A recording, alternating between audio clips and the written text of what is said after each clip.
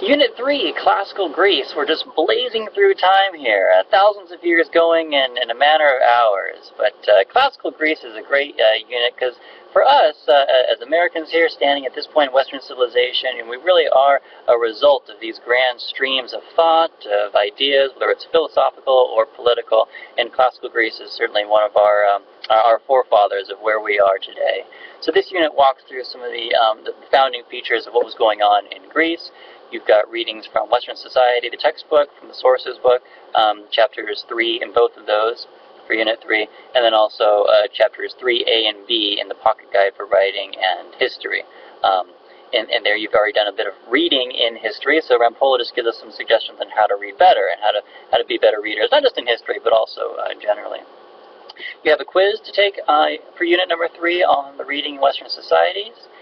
Our activity, our online activity for the day includes looking at some of the architecture of Imperial Athens, focusing in on places like the Acropolis and what have you. And then there's, of course, a survey to take on that.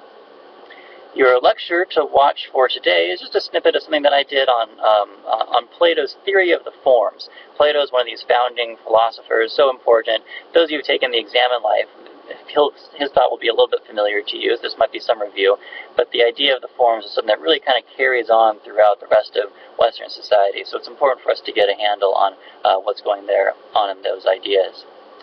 Today's our first day where we have journals to compose. So I eased you in a little bit on Units 1 and 2, but here we are, Day 3, Unit 3, and you'll have journals for almost the entirety of the rest of the units. The journals are, they're just a 200 to 300 word response to the question there. I do want these to be argumentative. I want you to try to make a point with these brief essays to engage the primary and the secondary sources. So you'll see based upon the questions here that they'll hone in on some specific readings perhaps in the sources book, and you can use information from Western society as a secondary source in order to help you to address these questions here. When you click on the link here to take you to the journals, if you could just create a journal entry and then type your response right there in that form, as opposed to uploading a Word document. Don't upload the Word document. It just makes it trickier for me to grade. We'll do those for term papers and stuff later on. But just for these journals, just type your response there or copy and paste that from a Word document. I do want to see these as being a little more formal than just a discussion board. So this is not just kind of like stream of consciousness. Take some time to kind of craft your response and write this in a formal fashion.